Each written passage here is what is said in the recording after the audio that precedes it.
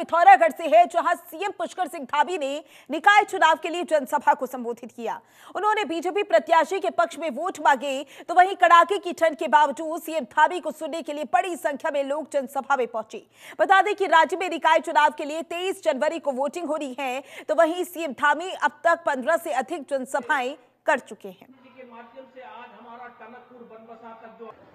हर घर घर तक ये आवाज पहुंच रही है। मैं सभी को प्रणाम करता हूं। आप सब लोगों ने आज मेरे यहां पहुंचने पर मेरा स्वागत किया, मेरा अभिनंदन किया, मेरे साथ सभी का स्वागत अभिनंदन किया। मैं भी पिथौरागढ़ की इस पुण्य धरा पर आप सबके बीच आकर आप सबको प्रणाम करता हूं, आप सबका स्वागत करता हूं, आप सबका अभिनंदन करता हूं। भाइयों बहनों, आज मैं आपके बीच में पिथौरागढ़ नगर निगम चुनाव में हमारी महापौर की प्रत्याशी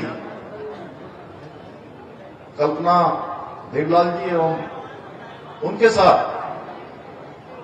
सभी हमारे वार्ड मेंबरों के लिए जो विभिन्न वार्डों में खड़े हुए हैं, उन सभी के लिए आपका समर्थन मांगने के लिए आया हूं, आपका आशीर्वाद मांगने के लिए आया हूं। और अभी भाई अजय टंटा जी भी बता रहे थे और मैं भी जानता हूं पहले से, कल्पना जी का एक लंबा समय शिक्षा के क्षेत्र में और समाज सेवा के क्षेत्र में रहकर उन्होंने एक लंबा अनुभव भी प्राप्त किया है, लगातार सक्रिय रूप से काम किया है और सामाजिक क्षेत्र में जो इनका लंबे समय से इन्होंने काम किया है, एक जो वृद्ध अनुभव है, उस अनुभव का लाभ निश्चित रूप से पिथौरागढ़ को मिलेगा। इसीलिए भारतीय जनता पार्टी ने बहुत सोच समझकर और सभी आने वाले समय की चुनौतियां, आने वाले समय का विजन विकास देखकर उनको आप सबके बीच में सेवा करने के लिए प्रत्याशी बनाकर भेजा है। खबर हरिद्वार से है, जहां शिवालिक नगर सीट पर बीजेपी की रैली में महिला के घायल होने का मामला सामने आया और जिस पर मुख्यमंत्री पुष्कर सिंह धामी ने महिला से फोन पर बात करके हर संभव मदद का भरोसा दिया। उन्होंने कहा कि वो इस घटना से व्यक्तिगत रूप से बेहद दुखी हैं।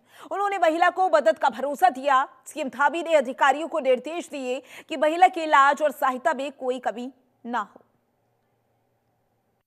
हाँ पूजा बहन जी, कैसी है? अभी तबियत कैसी है?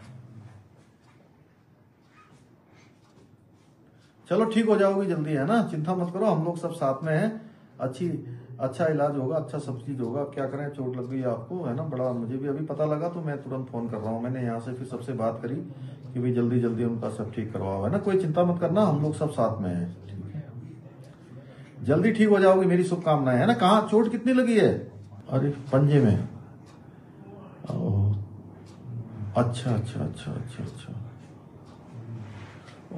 ओहो, अरे चलो कोई नहीं, अब एक महीने का प्लास्टर लगेगा, मुझे लगता है 4 हफ्ते का कम से कम, है ना? तो ठीक हो जाओगी, कोई बात नहीं, चलो कोई बात नहीं, हम देखते हैं ना, मैं बात करूंगा, ठीक है? चिंता नहीं करो किसी बात की। खबर चंपावत से है, जहां मुख्यमंत्री पुष्कर सिंह धामी ने चुनाव प्रचार किया और इसी दौरान उन्होंने जनता का जोड़कर अभिवादन किया। तो वहीं सीएम धामी ने रोड शो के बाद जनसभा को संबोधित किया और इसी दौरान सीएम को सुनने के लिए बड़ी संख्या में लोग मौजूद रहे। बता दें कि निकाय चुनाव को लेकर नेताओं के प्रचार प्रसार का दौर जारी है। तो वहीं सीएम धामी भी बतौर स्टार प्रचारक लगातार सभाएं कर रहे हैं।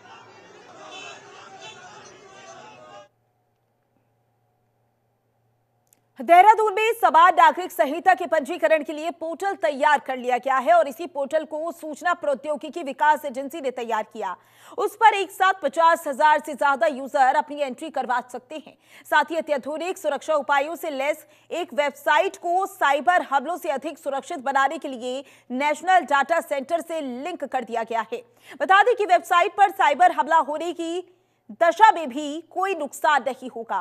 वेबसाइट की प्रोसेसिंग स्पीड बहुत ज्यादा है, यानी एक बार प्रोसेस करने के बाद बेहद कम समय में काम पूरा हो जाएगा। नहीं, जैसे कि राज्य सरकार द्वारा निर्णय लिया गया था कि यूसीसी का जो इम्प्लीमेंटेशन है वो डिजिटल प्रणाली के रूप में होगा, उसका इम्प्लीमेंटेशन फील्ड पे। तो उसको देखते हुए जो अभी जो यूसीसी की वेबसाइट कमेटी के आदेश पे और यूसीसी में जो राज्य सरकार के आदेश थे उस भी आईटीडीए द्वारा टेक्निकल रूप से तैयार की गई है। उस वेबसाइट का सिक्योरिटी ऑडिट और एक हम सोर्स कोड रिव्यू बोलते हैं वो हमने करवा लिया है, और उसमें कोई भी टेक्निकल ग्लिचेस ना आए उसके लिए जो भी भारत सरकार की हमारी GIGW गाइडलाइंस होती है उसका पूरा पालन किया गया है, और सुरक्षा की दृष्टिगत उसको नेशनल डेटा सेंटर पे भी होस्ट किया गया है। और एक ये भी होता है कि जब बहुत यूज़र्स यूज़ करते हैं तो टेक्निकल ग्लिचेस भी आने की दिक्कतें होती हैं, कभी यूज़र्स को कुछ है तो उसके लिए एक टेक्निकल हेल्प डेस्क का भी टोल फ्री नंबर लेके स्टार्ट कर दिया है। अभी तो क्योंकि ट्रेनिंग चल रही है तो वो ऑफिसर्स की ट्रेनिंग के लिए नहीं, जैसे कि तो वहीं पौड़ी में कांग्रेस प्रत्याशी यशोदा नेगी के समर्थन में पूर्व मंत्री हरक सिंह रावत ने चुनाव प्रचार किया, और इसी दौरान कांग्रेस कार्यकर्ताओं ने शहर के छतरी धार से एजेंसी चौक तक रैली निकालकर शक्ति प्रदर्शन किया। इस मौके पर उन्होंने कहा कि नगर निकाय चुनाव में कांग्रेस अपना परचम लहराएगी। तो वहीं बीजेपी पर आरोप लगाते हुए कहा कि राज्य आंदोलन की नगरी रही पौड़ी की दुर्दशा के लिए भाजपा की ट्रिपल इंजन की सरकार जिम्मेदार है। पौड़ी की उपेक्षा के चलते मंडलीय अधिकारी यहां नहीं बैठते, जनता बदलाव चाहती है। बता दें कि प्रचार के दौरान भारी संख्या में कांग्रेस कार्यकर्ता मौजूद रहे हैं।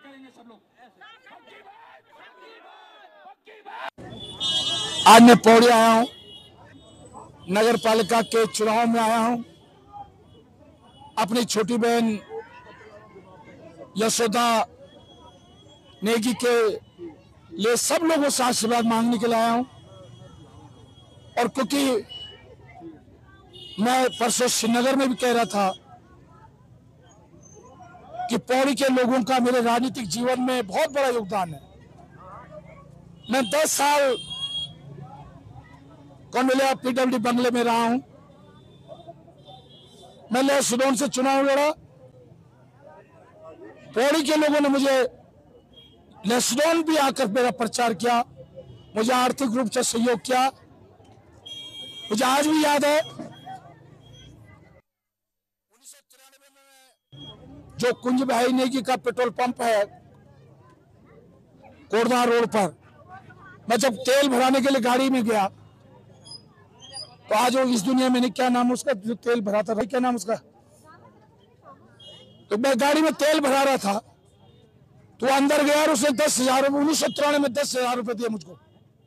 मैं कहा तो छोटा सा कर्मचारी है तेल भराने वाला, क्या नहीं, मेरी तरफ से सहयोग आपके लिए। यहाँ पौड़ी के कर्मचारी जो चपड़ा से होता था 2-2 महीने की तनख्वाह मुझे देता था चुनाव लड़ने के। तो मैं रावत जी का बहुत बहुत धन्यवाद करती हूँ कि उन्होंने अपना अमूल्य समय मुझे यहाँ पर आके दिया है, मेरी कांग्रेस पार्टी को यहाँ पर समय दिया है, और सभी जनता से अपील की है कि 23 तारीख को यशोदा बहन को ज़्यादा से ज़्यादा वोटों से विजयी बनाएंगे। जी बहुत अच्छा लग रहा है, और बहुत सभी कार्यकर्ताओं का बहुत अच्छा समर्थन मिल रहा है, और कई कार्यकर्ता जो हमारे किसी कारणवश नहीं आ पा रहे, सब लोग यहाँ पर देखिए, और इतना खुशनुमा माहौल यहाँ पे बना हुआ है। और मैं भगवान कंडोलिया ठाकुर से प्रार्थना करती हूँ कि भगवान अगर हमने कहीं पे कोई भी अच्छाई की होगी तो वो अच्छाई मेरे सामने इस समय मेरे चुनाव के दौर पे। तो वहीं लालकुआं नगर पंचायत में अध्यक्ष प्रत्याशी प्रेमनाथ पंडित के समर्थन में बीजेपी के राष्ट्रीय उपाध्यक्ष और उत्तराखंड प्रभारी रेखा वर्मा ने वार्ड 5 में नुक्कड़ की। बता दें उन्होंने जनसभा में बीजेपी प्रत्याशी प्रेमनाथ पंडित को भारी मतों से विजयी बनाने की अपील की। इसी के साथ उन्होंने कहा कि ओबीसी जाति के असली हकदार भाजपा इकाई अध्यक्ष प्रत्याशी प्रेमनाथ पंडित हैं। दूसरे प्रत्याशी अपना ओबीसी जाति का सर्टिफिकेट बनवाकर चुनाव मैदान में आए हैं। तो वहीं विधायक डॉक्टर मोहन सिंह बिष्ट ने भाजपा सरकार की तमाम योजनाओं का जिक्र किया। तो वहीं प्रत्याशी प्रेमनाथ पंडित ने भावुक अंदाज में कहा कि मैं गरीब व्यक्ति हूं और सामने वाले पैसे और धन बल का इस्तेमाल कर रहे हैं।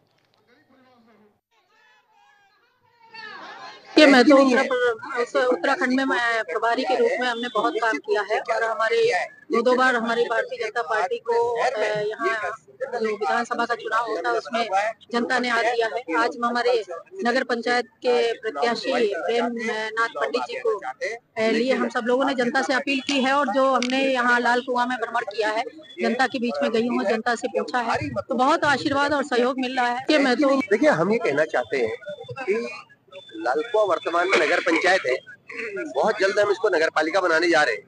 मगर मैं ये कहना चाहता हूँ, इन निकायों का बजट बहुत कम होता है, बिना सरकार के सहयोग के शहर का विकास नहीं होता। तो मैं बार बार हर मंच पर इस बात को कह रहा हूँ कि अगर हम लालकुआं नगर का चहुमुखी विकास चाहते हैं, अभी मैंने आपको बताया कि हम लोगों ने लगभग 23 करोड़ रुपए की धनराशि केवल पेयजल के लिए लालकुआं नगर को दी है। 23 करोड़ रुपए की धनराशि, लगभग 50 करोड़ रुपए की लागत से लालकुआं रेलवे स्टेशन का विस्तारीकरण हो रहा है, उसका आधुनिकीकरण हो रहा है, नई ट्रेनों का संचालन हो रहा है, नए अन्य कार्यक्रम हो रहे हैं। हम लोग बाईपास के लिए, आप लोगों ने विगत दिनों देखा होगा कि मैंने माननीय मुख्यमंत्री जी निवेदन किया था, तो उन्होंने 2 शहरों के लिए ऋषिकेश और लालकुआं बाईपास की मांग माननीय प्रधानमंत्री से की है। उस बात आपके चैनल के माध्यम से अपने प्रदेश के नेतृत्व का जो है आभार प्रकट करता हूँ कि हमारे जैसे एक छोटे कार्यकर्ता पे आपने विश्वास किया।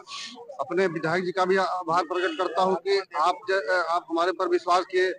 माननीय राष्ट्रीय अध्यक्ष हमने रेखा वर्मा जी का आभार प्रकट करता हूँ कि हमारे इस चुनावी सभा में पहुंची। मैं सबका आभार व्यक्त करता हूँ और पत्रकार बंधु का भी स्वागत करता हूँ कि आप लोगों ने जो मुझे सवाल पूछने का मौका दिया। आपके चैनल के माध्यम से ही बोलना चाहता हूँ कि एक हमारे जैसा बहुत एक छोटी सी दुकान चलाने वाली, साइकिल दुकान चलाने वाली थी, हम एक बहुत गरीब प्रत्याशी।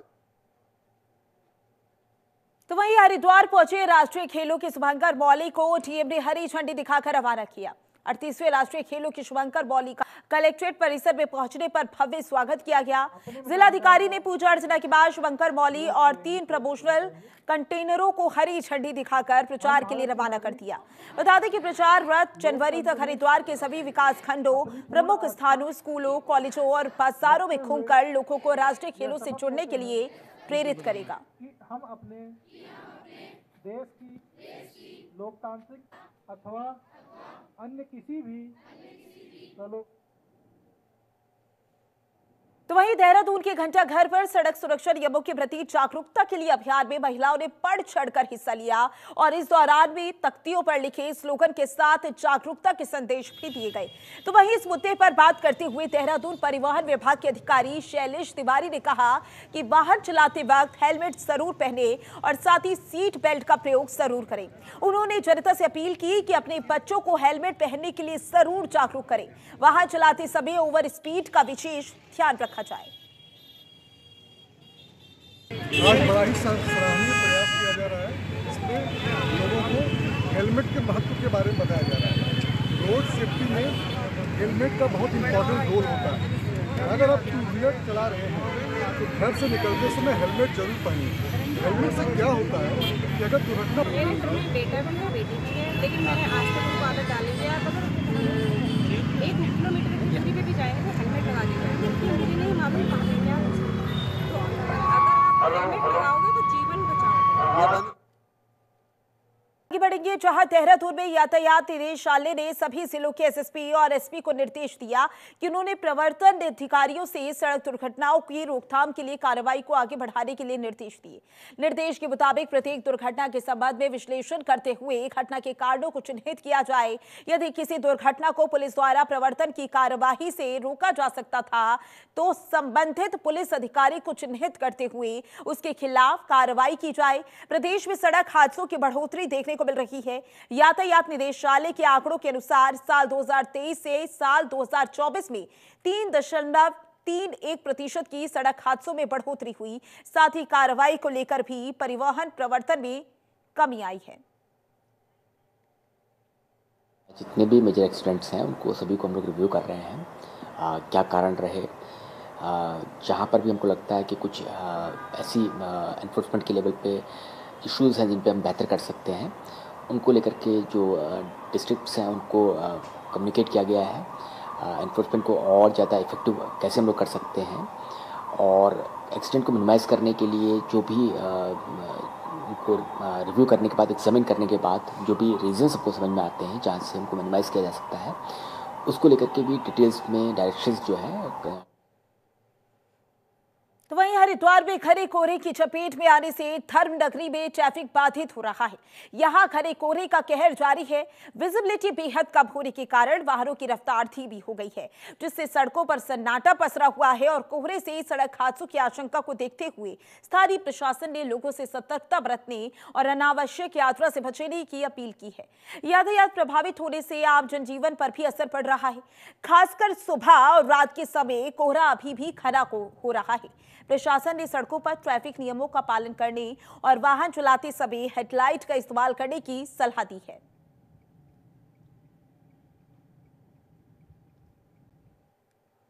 जंगल की आग बुझाने के लिए तैयारियों को परखा जाएगा। अल्मोड़ा में जंगल की आग बुझाने के लिए जिला प्रशासन की तैयारियों की परख के लिए 30 जनवरी को जिले के 3 स्थानों पर मॉक ड्रिल का आयोजन किया जाएगा। इसके साथ ही मॉक ड्रिल से पहले 28 जनवरी को एक बार फिर से तैयारियों को परखा जाएगा। इस संबंध में आपदा प्रबंधन के सचिव ने जिला प्रशासन के अधिकारियों के साथ वीडियो कॉन्फ्रेंसिंग करके तैयारियों पर चर्चा की। इसी के साथ उन्होंने जंगल की आग को रोकने के संबंध में हर समय तैयार रहने के निर्देश दिए।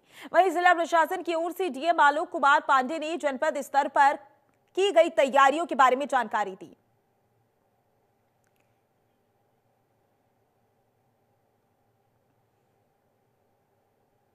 उत्तराखंड में ठंड का सितम जारी है, जिसके चलते लोगों को कई सारी परेशानियों का सामना करना पड़ रहा है। वहीं ठंड को लेकर मौसम विभाग ने भी पूर्वानुमान जारी किया और इसी मुद्दे पर हमारी खास रिपोर्ट देखिए।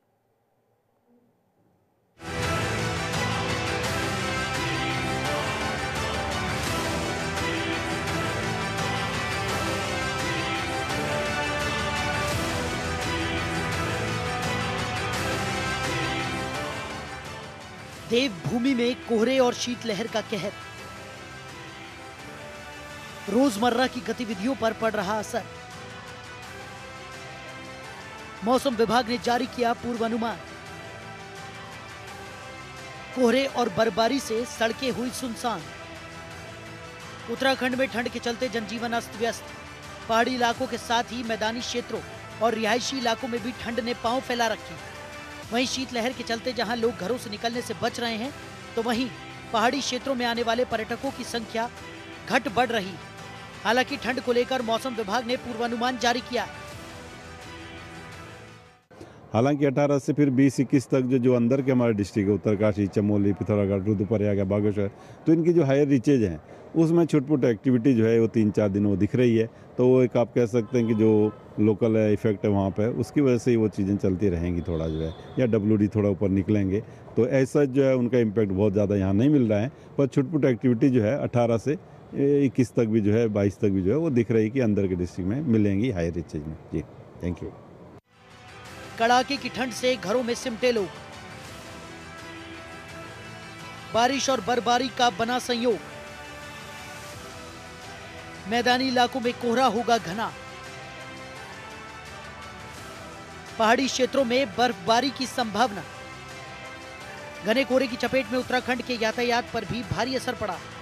जहां धर्मनगरी हरिद्वार में घने कोहरे का कहर जारी है, तो वहीं अन्य क्षेत्रों से भी कोहरे और बर्फबारी की तस्वीरें आ रही। विजिबिलिटी बेहद कम होने के कारण वाहनों की रफ्तार धीमी हो गई, जिससे सड़कों पर। फिलहाल के लिए इस बुलेटिन में बस इतना ही। बने रहे जनतंत्र टीवी के साथ। नमस्कार।